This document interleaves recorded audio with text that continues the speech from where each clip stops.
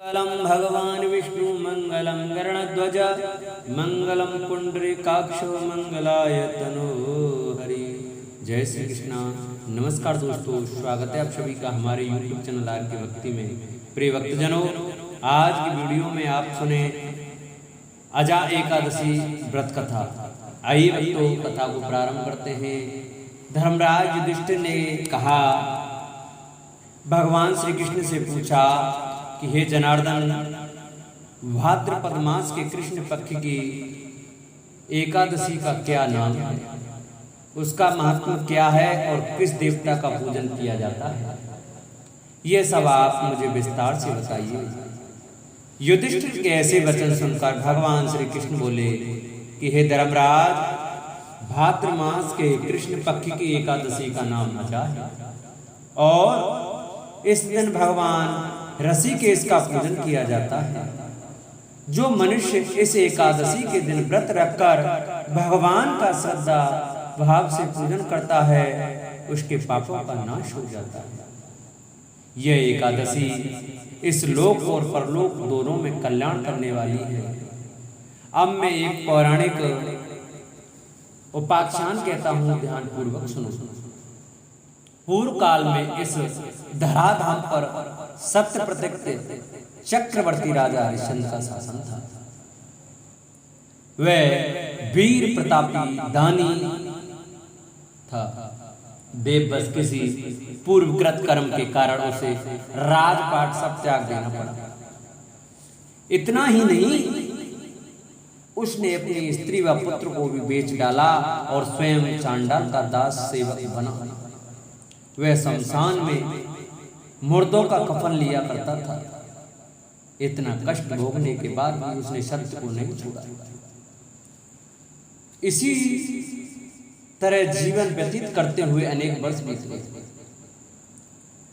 तब वह विचार करने लगा कि मेरा कल्याण किस तरह होगा, मैं क्या करूं, कहां जाऊं। जब वह घोर निराशा में आकंठ में डूबा हुआ था, तभी संयोगवश उसके समक्ष गौतम ऋषि का आगमन हुआ। राजा ने उन्हें प्रणाम किया और अपने दुख का उन्हें निवारण करने के लिए कहा। गौतम उसके दुखों को सुनकर बोले कि हे राजन, भाद्रपद मास के कृष्ण पक्ष की एकादशी पुण्यदायी एवं कल्याणकारी है। अजा नामक इस एकादशी को तुम व्रत करो, इससे तुम्हारा कल्याण होगा। इस दिन व्रत करके भगवान ऋषिकेश का पूजन करो और रात्रि में जागरण करो। इतना कहकर गौतम ऋषि वहां से अंतर्ध्यान हो गए। ऋषि गौतम के कथा अनुसार राजा हरिश्चंद्र ने अजा एकादशी का व्रत बड़े श्रद्धा भाव से किया। व्रत के प्रभाव से उन्हें उनकी पत्नी की प्राप्ति तथा जीवित पुत्र मिला। जो मनुष्य इस एकादशी का व्रत करता है, उसके पापों का नाश हो जाता है और उसे स्वर्गलोक की प्राप्ति होती है। इस कथा को सुनने मात्र से अश्वमेध यज्ञ करने के जैसा पुण्य फल प्राप्त होता है। बोलो एकादशी माता की जय। एक बार एक राज्य में एक राजा रहा करता था। राजा बहुत ही बुद्धिमान और बलशाली था। राजा सदैव अपनी प्रजा का बहुत अच्छे से ध्यान रखता था। प्रजा भी अपने राजा को बहुत पसंद करती थी। राजा की 2 बेटियां थीं। राजा अपनी दोनों बेटियों से बहुत प्रेम करता था। राजा की छोटी बेटी देखने में बहुत सुंदर और आकर्षण थी और राजा की बड़ी बेटी छोटी बेटी के मुकाबले थोड़ा कम सुंदर थी। राजा की छोटी बेटी 11 माता की पूजा किया करती थी और सभी लोग राजा की छोटी बेटी से बहुत प्रेम करते थे और बहुत प्रशंसा किया करते थे। राजा भी अपनी छोटी बेटी को बड़ी बेटी से अधिक प्रेम करता था, जिस कारण राजा की बड़ी बेटी को अपनी छोटी बहन से बहुत नफरत होने लगी थी। राजा की दोनों बेटियां जब बड़ी हो गईं, तब एक पड़ोसी राज्य में रहने वाला राजकुमार राजा की बड़ी बेटी के लिए रिश्ता लेकर आया।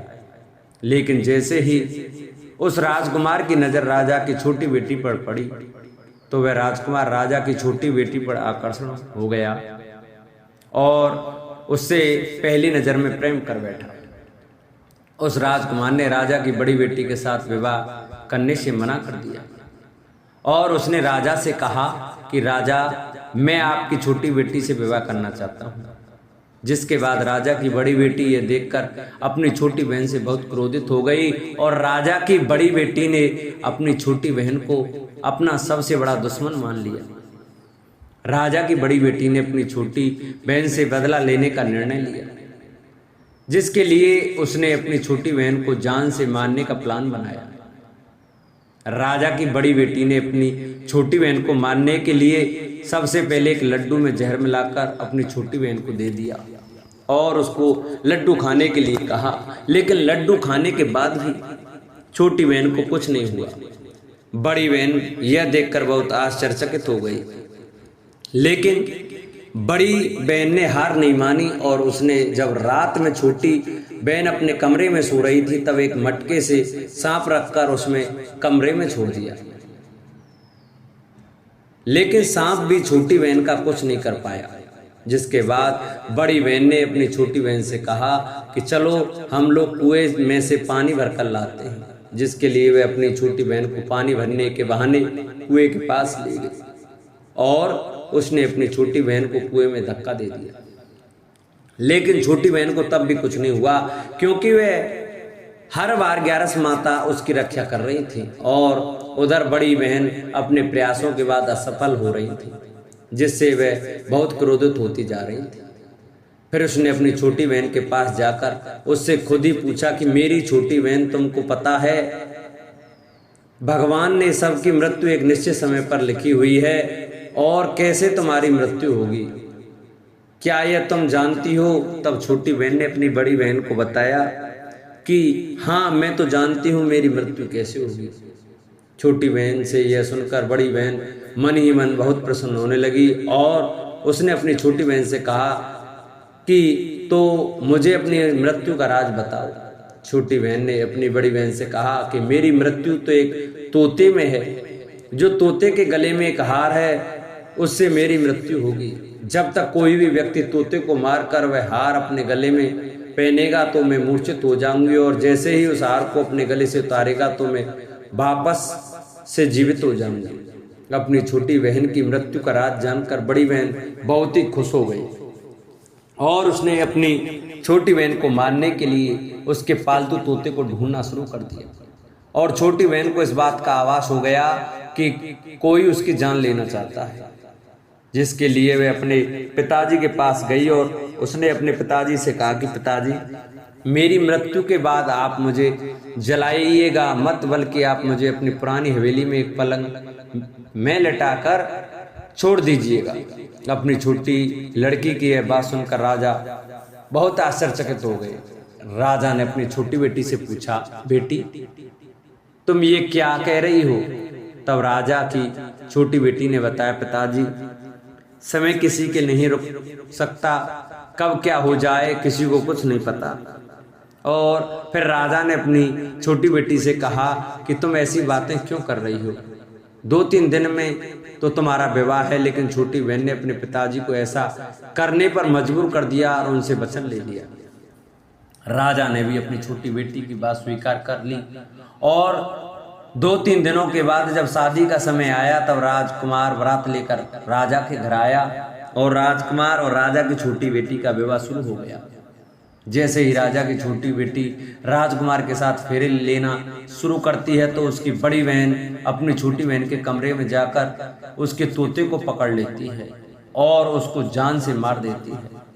तोते के गले में जो हार था उसको अपने गले में धारण कर लेती है। जैसे ही बड़ी बहन उस हार को अपने गले में धारण करती है तो उधर छोटी बहन 3.5 ही फेरे ले पाती और वहीं पर बेहोश होकर गिर जाती है।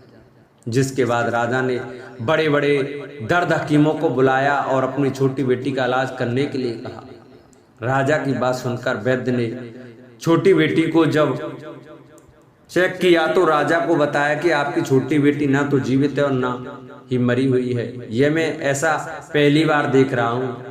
राजा ने वैद्य और हकीम को यह बात बाहर बताने से मना कर दिया और उनको कहा कि अगर तुमने यह बात किसी को बाहर बताई तो हम तुम्हें फांसी दे देंगे। राजा ने अपनी छोटी बेटी को पुराने महल में जाकर एक पलंग में लिटा दिया और वहां पर कुछ सैनिकों को तैनात कर दिया। वापस अपने महल पर आ गया। राजा की बड़ी बेटी अपने पिताजी के पास आई और कहने लगे कि पिताजी, अगर यह शादी संपन्न नहीं हुई हो तो आपकी इज्जत का क्या होगा? आप कहें तो मैं आपकी इज्जत बचाने के लिए राजकुमार से शादी करने के लिए तैयार हूँ। जिसके बाद राजा ने अपनी बड़ी बेटी की बात मान ली और राजा ने बड़ी बेटी को छोटी बेटी के कपड़े पहनाकर मंडप पर भेज दिया। लेकिन राजकुमार यह जान गया कि यह राजा की छोटी बेटी नहीं है, बल्कि यह राजा की बड़ी बेटी है। लेकिन जब राजकुमार ने शादी करने से मना कर दिया तो सभी लोगों ने राजकुमार को विवश करके राजा की बड़ी बेटी से बचे हुए फेरों को संपन्न करा दिया और विवाह करवा दिया। जिसके बाद राजकुमार राजा की बड़ी बेटी को अपने महल ले गया। राजकुमार राजा की बड़ी बेटी से ना तो बात करता था, नहीं उसको पसंद करता था और ना ही उसके आसपास भटकता था। और राजकुमार ने यह फैसला ले लिया कि वह अपनी प्रेमिका को ढूंढ कर रहेगा और यह जानकर रहेगा कि उसके साथ हुआ क्या है। एक दिन राजकुमार अपने घोड़े पर सवार होकर राजा के पुराने महल के पास पहुंच गया, जहां पर उसने कुछ सैनिकों को देखा।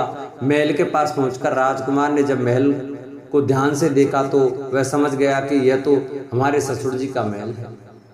तब राजकुमार ने सैनिकों से पूछा, तुम लोग यहाँ क्या कर रहे हो और इस महल के अंदर पलंग में कौन लेटा है? जिसके बाद सैनिकों ने बताया कि यहाँ पर राजा की छोटी बेटी लेटी है। यह सुनकर राजकुमार बहुत प्रसन्न हो गया और वह तुरंत अपनी प्रेमिका के पास पहुंच गया और उसकी सेवा करने लगा। जैसे ही रात हुई तो राजा की छोटी बेटी उठकर खड़ी हो गई।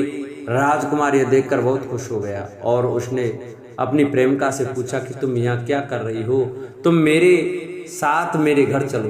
राजा की छोटी बेटी ने राजकुमार को सारी बातें बता दी कि मेरी जान एक तोते में बसी थी और मैंने यह बात सिर्फ अपनी बड़ी बहन को बताया था और मुझे पता है कि उसने ही मुझे मारने का प्रयास किया है। उसके पास एक हार है जिसको वह सुबह पहन लेती है और रात को उतार देती है।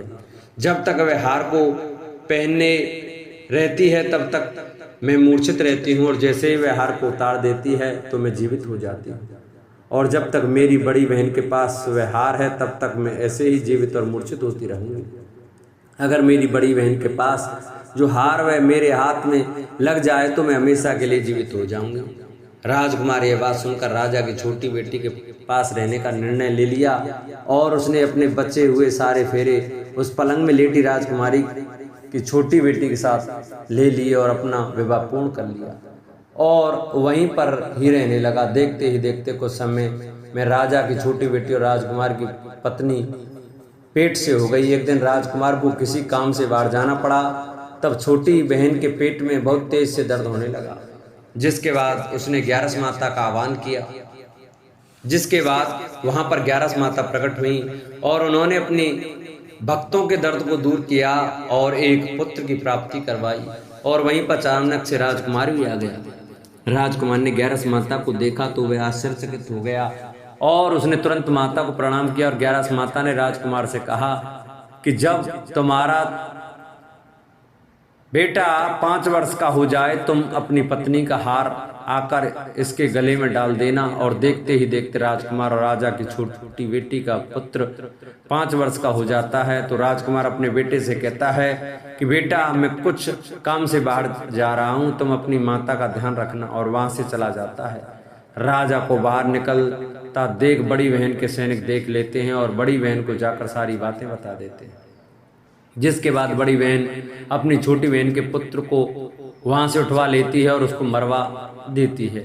छोटी बेटी के पुत्र के 2 टुकड़े करवा देती है। पहला टुकड़ा चक्की के पास छुपा देती है और दूसरा टुकड़ा अपनी पलंग के नीचे रख लेती है। अब 11 माता भिखारी का रूप लेकर आती हैं। एक भिखारी का रूप रखकर बड़ी बहन के पास चली जाती हैं। जिसके बाद वहां पर भिक्षा मांगने लगती हैं। बड़ी बहन अपने नौकरों से कहती है कि जाकर भिक्षा दे दो। लेकिन जैसे ही नौकर 11 माता को भिक्षा देने के लिए आते हैं तो माता उन्हें मना कर देती है और कहती है कि मैं तुम्हारी महारानी से ही भिक्षा लूंगा। जिसके बाद बड़ी बहन स्वयं ही भिक्षा देने के लिए माता के पास आती हैं। तब माता एक बिल्ली का रूप लेकर उसके कमरे में चली जाती हैं और वहां पर छोटी बेटी के पुत्र के 2 टुकड़ों को आपस में जोड़ देती हैं और उसे जीवित कर देती हैं। उसे वहां से ले जाती हैं।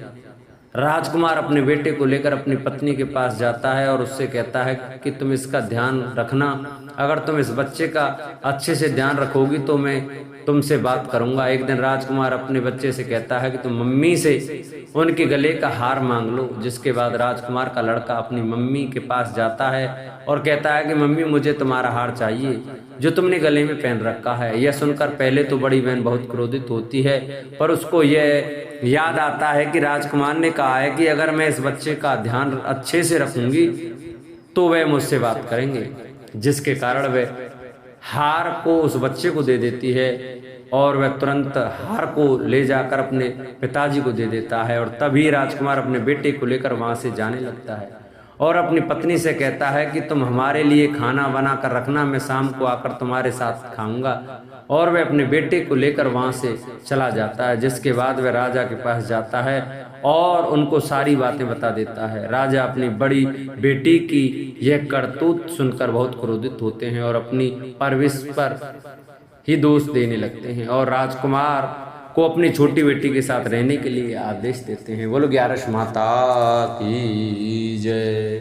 जिन भक्तों को हमारी ये ग्यारस माता की कथा अच्छी लगी हो तो वो हमारी वीडियो को ज़्यादा से ज़्यादा शेयर करें, जिससे और भी भक्त हमारी ग्यारस माता की कथा को श्रवण कर सकें। और जिन्होंने अभी तक चैनल को सब्सक्राइब नहीं किया है वो चैनल को अवश्य सब्सक्राइब करें, वीडियो को लाइक करें और कमेंट में लक्ष्मी नारायण भगवान की जय, ग्यारस माता की जय अवश्य लिखें।